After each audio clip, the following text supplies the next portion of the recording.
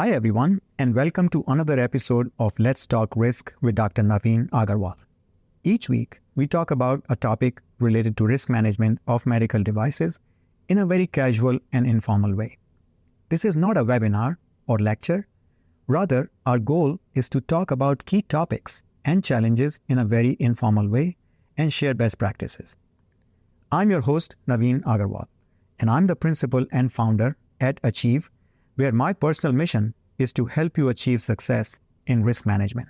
In this episode, I'm joined by Rene Drost, who has a background in the aviation industry, but now he's very active in the medical device space. The topic of our discussion is battery safety, particularly lithium-ion battery safety, as they are being used more and more in medical devices.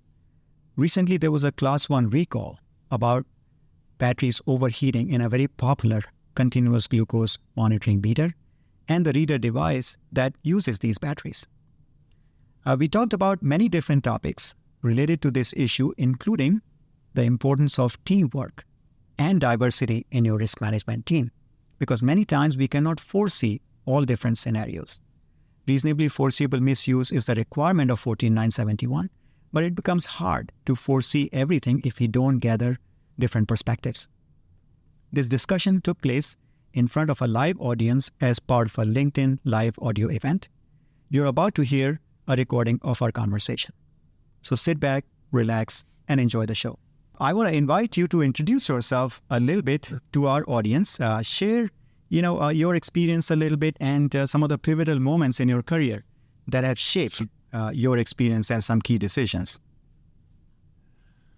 Well, thank you again, Naveen. I'm honored to be in the program, and I really do like the concept. 30 minutes and no stress for me as a speaker to prepare sheets timely. So it's fun. It's fun each time. And I see when we're looking at the faces in the audience, I will tell something about my aviation background as well. I see some familiar faces in the aviation as well. So that's a double fun then. I was, the first half of my career, I was active in the aviation industry.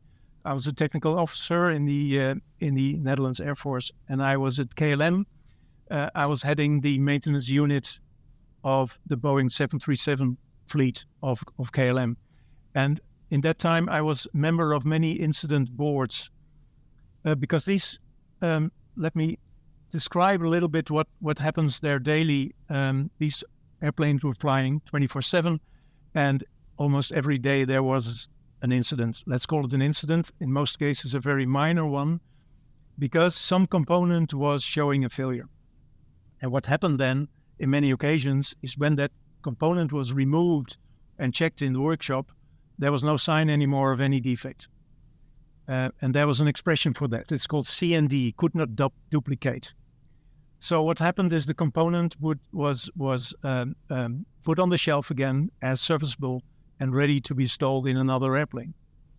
And the incident was closed and there was also an expression for that isolated case, which is not strange because when there is an incident during flight, there are variables like outside pressure or outside temperature, and not to forget the behavior of the pilot.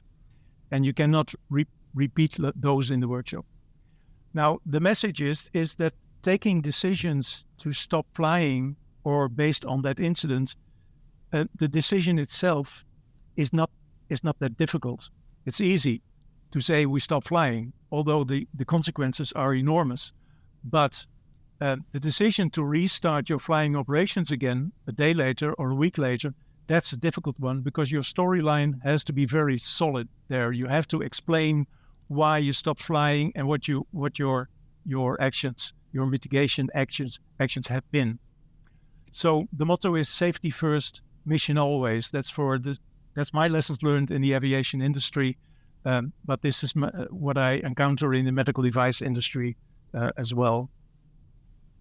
Naveen, do you like me to go on or? No. This is actually a great introduction because in the medical device industry also we live in a similar world, right? We are doing post-market safety surveillance. We are receiving let's play this scenario of the recall, right? let's say we are hearing complaints about batteries overheating, batteries catching fire, and we ask our engineers to duplicate that test. And to your point, maybe they cannot duplicate, they cannot figure out what's wrong. But we are hearing this back, and we are in the same situation. Do we recall the product or not? Yes. How can we continue with a product that could cause safety issues and harms to patients? So I think we live in a similar world. Maybe the sense of crisis or urgency is not that high as in aviation, but there's a good parallel. So one of the things I wanted to talk to you about, I think we were talking just before we got online here, is in a situation like that, how do you communicate your actions? How do you communicate what people need to do to continue safely using the product? Yes. It's communication is key on several levels. If you write a field safety notice and send it to your customers, then in fact, that's where the problems start. And I will explain.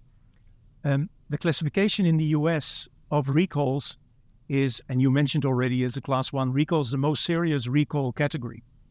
However, in Europe, class 1 devices are the low risk devices.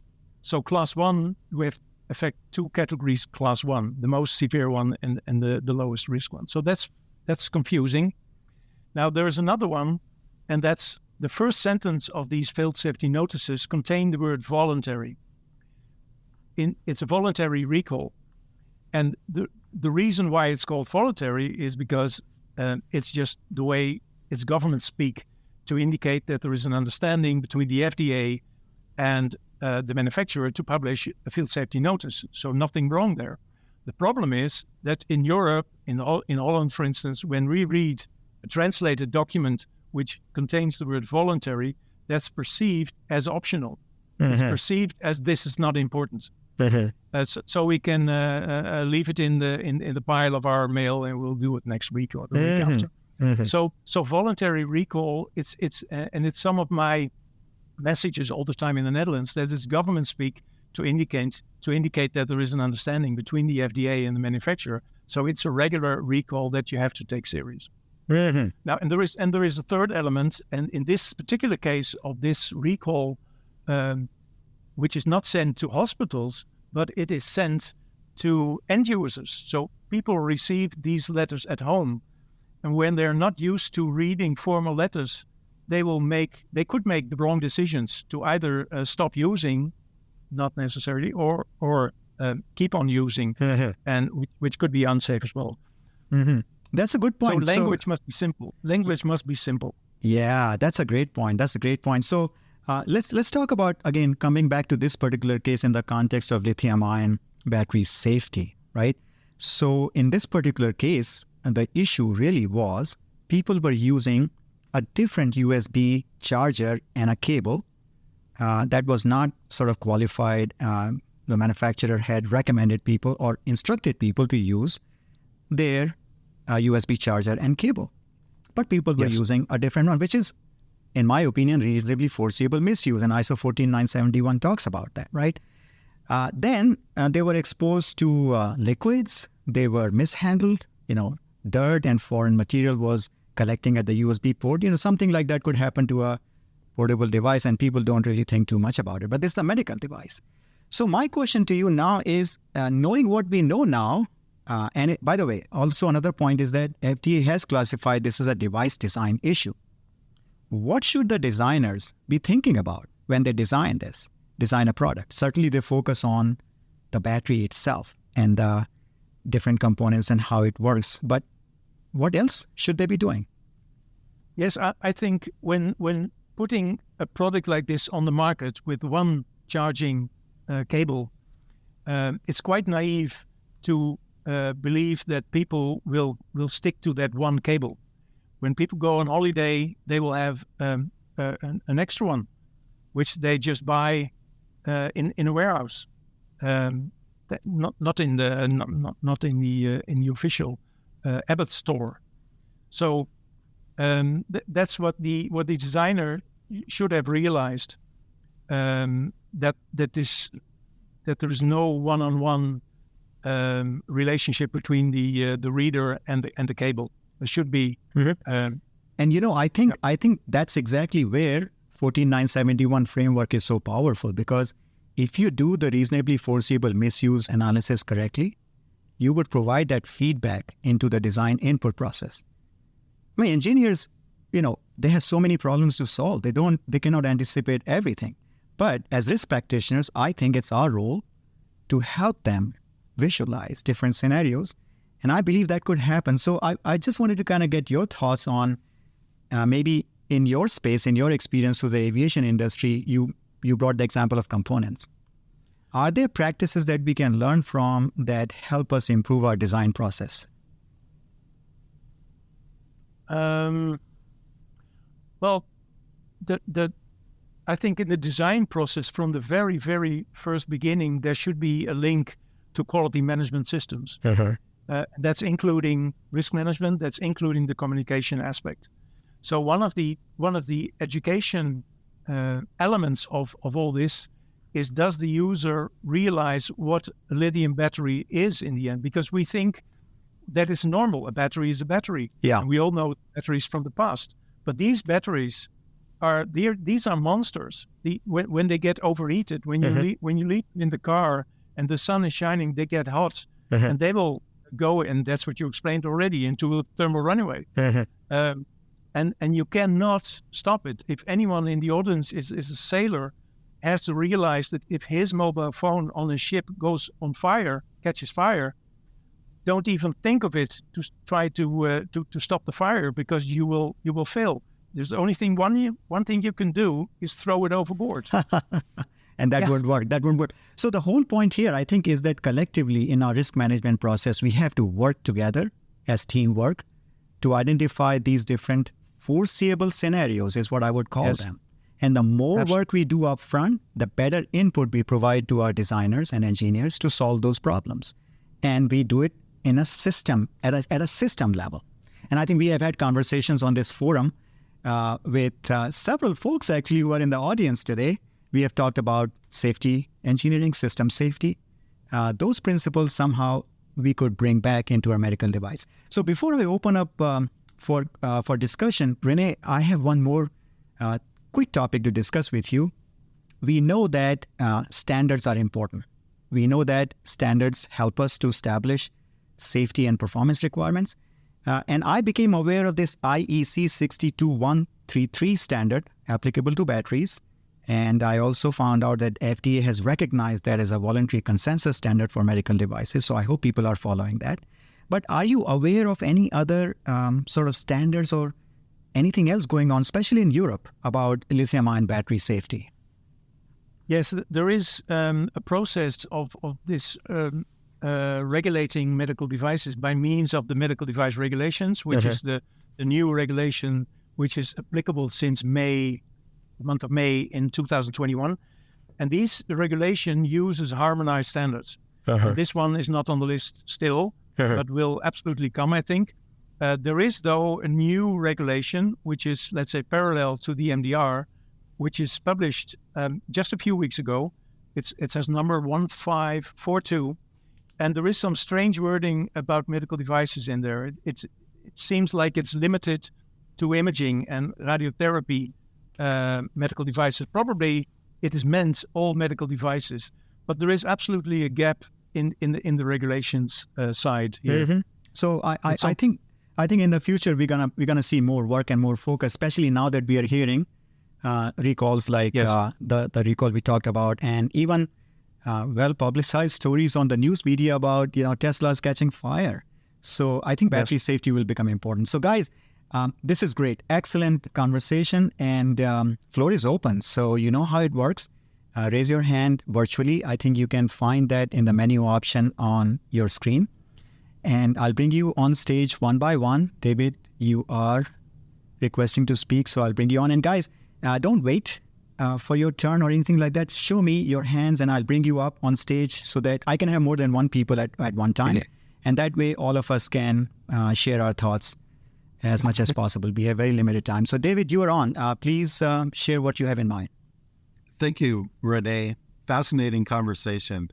it struck me as you were talking, and I'm curious if you see this across industries, but it seems like especially on very complicated products, meaning, cyber physical, there's probably teams of experts working on their silos. But when you look at safety or hazards from a system perspective, if it can be addressed by something as simple as someone buying the wrong cord, it seems like there needs to be a bigger kind of systemic approach to not only understanding, but to communicating what these risks are. I'm curious what your thoughts are. That may not be a question as much as a prompt. Yeah, sure. I absolutely agree with you, David. There's many more things to do, especially in the fields of communication and educate. And it's what you said, and what Naveen also in his introduction already mentioned. It's as simple as that. The device itself is fine. The reader itself is fine. But it's just the combination with the cable. Yeah. And, I think, Rene, and David, let's think about our own daily lives, right? We are so familiar with things that we do, we generally are not able to anticipate. And for an engineer working on, a very complicated product, they have very difficult problems to solve. And then common sense thing would be, why would anyone use the wrong cable when I'm giving them the right cable? Well, hey, let's look at our own life. So I think someone has to bring some common sense and some perspective. So diversity in thinking. In your team, you must have diversity. And as risk practitioners, I think we should be good facilitators. Bijan, thank you for joining us. I want to welcome you, and please unmute your mic, share what you have in mind. Hi. Goedemiddag. I used to actually live in the Netherlands. So good topic. As Naveen was mentioning, anticipation of a reasonably foreseeable misuse is key. And in this case, anticipation of using the wrong cable or even the wrong charger is reasonable. So I think it's incumbent on the design engineers to build in safety mechanisms, assuming this will happen. And these could be done in the forms of protective circuits, internal temperature sensors, cutoff circuits, things like that. Yeah, and Bijan, I think many solutions. I know we have such smart people in our industry, and I have full faith in the Abbott team working very hard to fix this problem. There's a big product for them. I have full faith. I think the key point we should emphasize here is that risk practitioners like us have to be aware of pitfalls in kind of not anticipating these type of situations. And we also are not perfect. So we have to rely on many of our peers. And we had a conversation with Hugo Felix recently about collaboration and teamwork. A recording is available, guys, on our Let's Talk Risk newsletter. You can take a look at that. So let's not forget that. So Bijan, you're making a great point that once we are aware of reasonably foreseeable misuse, we can find great solutions. The problem is how to bring that awareness. So I really appreciate that. You brought up a good point yourself about diversity in your teams, in your risk management team. Yes. Because that will help you see the problem from many different perspectives and increases the probability of you catching these foreseeable uses. Yes. Now, one quick point before I invite Ed to share his thoughts is you may not be able to foresee everything, but it's incumbent upon you to learn during post-market and improve your foresight. So it's a never-ending story, right? Now, I hope the team has learned from these recalls. And that's one reason why I talk about recalls on my newsletter with great analysis all the time, because I think we can learn from them. Okay, so Ed, you're on. Please share your thoughts. Hello, Naveen and everyone. Ed, I think we are losing you. Could you please check your connection on your side? Otherwise, I'll give you a moment. Please stay on. I will invite Roger to share his thoughts. Please stay on. Roger, please unmute your mic. Yes, I have to admit I've been parts of meetings where these kinds of oversights have been discovered after the fact, too late. And in our case, and everyone looked at each other and said, yeah, we thought we went through the the risk mitigation processes adequately? Obviously, we didn't. So that diversity, that team effort is so important. And I know in my own case, those projects were under some management constraint. All the more important that people who were close to this voice their opinions on some of these things as soon as they know it. In another case I can think of, another reason to do this is every time you put something down in your risk management file, risk mitigations, as when you're documenting them, you're writing a book for the people who are going to be designing the next generation design or the designs after that. I can remember charging separate charging coils, kind of like we use these days for wireless charging of a phone, that were designed without strain release down in the connectors. And now this was caught in a design review, and it came up, and the design team's answer was, well, we designed it just the way the cords are designed on old products, which is not really a good thing to do.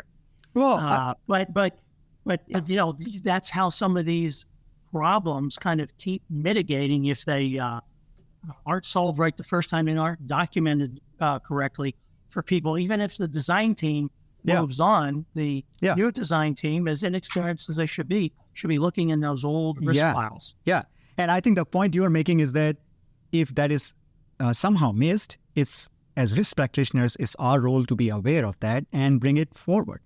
Ed, I thank you for sharing that, Roger. Ed, I hope you have now a better connection. Please try again. Can you hear me? Looks like, Ed, you are still having problems connecting, but we can see you on our stage. Guys, we still have about 5-10 minutes or so. So if anybody wants to share their thoughts, I'm going to invite Vishnu now. One more thought. Go ahead, please, Bijan. Go ahead. Yeah. So one question you can ask is that how can we make ourselves better equipped in predicting, anticipating these reasonably foreseeable misuses? How can we basically increase our prediction powers? One way is to read the recall stories that Naveen, for example, is publishing about other products, similar products. They could clue your thoughts into, well, this could also happen to us. It's not our product, but it could be. So that improves your powers of prediction. Yes, you're so right about that, Bijan. I think we should just accept that perfection is not the goal here. The goal here is continued learning, awareness, and humility to accept the fact that we don't know everything, right? And connecting with people. And that's what we try to do in these discussions and forums. And that's why I'm so personally energized by so many people showing up week after week. So I love this. Thank you for sharing that. Vishnu, you are on. Please unmute your mic and share what you have in mind. Thanks. Actually, Vishnu, we can barely hear you. So, yes. Are you able to hear me now? Yes, perfect. We can hear you now. Go ahead. Perfect. So this is really a serious issue, and there are there are some ways to mitigate it. Is like putting it a smart charger. No matter what kind of cable people use, there are ways, if it is going beyond the temperature, beyond the voltage levels, then it can stop it. If you have observed, one of the best example of this being implemented is Apple. So Apple devices are not getting really fast charged by other cables. So this way we can mitigate it. And another way we can really need to look at it is the regulatory approvals are considered just as a formality and not really following it up. So people go reverse way. So they build the product, they try to sell, and then they want it to be approved now. So the design considerations were not done, and the regulatory procedure is just considered as a formality. And especially in case of startups, and there is a lot of push from VCs to make them money, right? Yeah. So I think, Vishnu, what I'm hearing you say is, absolutely kind of true in our environment we live in. A couple of things I will say is that first, I believe that engineers are smart and they can figure out solutions. So to me, the gap is upfront in setting up design requirements. The point you mentioned about regulatory process is very, very interesting. I totally agree with you on many points. What my thinking is, I believe, is that just passing through the gate of regulatory approval or clearance is the starting step. It's up to us to do ongoing continued monitoring. That's what 14971 also asks us to do, right? Continued monitoring of safety and effectiveness and taking actions. I think that our industry needs to get a little bit better on that. Don't you guys agree? Guys, you can show your reaction using the react button. If you like something, if you agree with something, share how you're feeling, because this forum doesn't allow us to engage in a more direct way. So thumbs up. There is no thumbs down. I'm so happy about that. So a lot of thumbs up. Ed, you're on. Let's try to get you to share your thoughts if you can. Yes, I don't know where I dropped out, Naveen, because I was talking and all of a sudden when I shut up, I didn't hear anything. No, so I don't know. Ed, start from the beginning, please. we couldn't hear you. Okay. What I was talking about was batteries and all of the situations that batteries are now part of our daily lives. We carry around backup batteries. We have them on our phones and our laptops, and even automobiles. And this week, a car carrier was on fire off the Netherlands because of a battery fire in one of the cars. Mm-hmm. And I think there was one life lost and 25 people had to evacuate. Mm-hmm. And it took them a week to get the fire out. So it's that big a deal there. But when we travel on airliners, the airlines now have bags that the flight crews are trained to, if there's a fire on the plane, to come around and retrieve that problem device, whatever it is, your laptop, your phone, or your backup battery, and put them in this bag, and so they can land the aircraft safely. Yeah. So it's everywhere. Yeah. And we need to take that into account. But one thing I did want to do, Naveen, is we have a distinguished person in the audience today that I wanted to recognize. This week, Susan Needle was made a fellow of the Regulatory Affairs Professional Society, and she needs recognition for that. But I think it looks like she's dropped out since I. But it's awesome, Ed. Thanks for sharing that. And yes, we should recognize our colleagues in the industry where they are. Thank you for bringing that up. It's so good to hear such distinguished colleagues in our community. I really appreciate what you said, Ed, about battery safety, and I think I expect to see a lot more discussion on this in our industry. So guys, we are almost at the end of our time, so I'm going to give a couple of minutes to Rene to think about some closing comments. But in the meantime, I'm going to share with you a couple of quick housekeeping notes. First thing is we're going to resume our weekly conversations now. We took a break in July, so you can expect to have, show up again next Friday at 11, like always, and we will be having more discussions. Second, as you know, in case you miss any of this, you can subscribe to the Let's Talk Risk newsletter. The link for that is in the comment section for this event announcement. You can go in there, just subscribe at naveenagarwalphd.substack.com. We have launched several premium features. A lot of stuff is still going to be available for free. But if you are interested in some of the premium features, sign up for a very affordable paid subscription as well. Finally, all of you, I believe, without exception, have insights to share. And I invite you to raise your hand and reach out to me if you want to be a guest speaker. As you can see, guys, this is very low stress. No preparation needed. Only thing is needed is your willingness to share your expertise with other people. Okay? So raise your hand if you're interested in joining me as a guest speaker. We have plenty of opportunities. Please reach out to me via LinkedIn or just look me up. So with that, Rene, I would invite you to just close with a few top of mind ideas that people can take away from. Thank you. Yes, when we were talking about foreseeable misuse and about diversity in the team, I thought what a good step would be to have a sort of trend watcher in your team. And I will explain. I asked a friend of mine who's using the Abbott sensor, what type of reader you have. And he said, I don't have any reader because the data go directly into my mobile phone. Which is commercially, let's say, I understand not a good solution for the manufacturer, but it is a solution. Now, this mobile phone, of course, has battery also. So for that reason, it's not really false free. But there are creative solutions for this. Absolutely. And I think, no idea is a bad idea. We just have to figure out what is the best possible solution.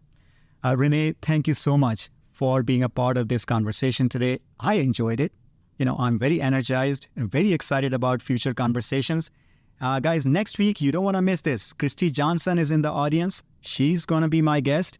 And we're going to talk about the role of empathy in helping out small manufacturers, small medical device companies to build a quality and risk culture. Christy is the expert to talk about that. Don't miss this. I will be announcing this on my feed on LinkedIn. So just show up. It doesn't have to be, formal email or registration. Block your calendar every 11 a.m. Eastern on Friday for a great conversation with us. Thank you guys again for attending. Look forward to seeing you again. Have a good weekend, everybody. Bye-bye. Okay. Thank you, Naveen. Bye-bye.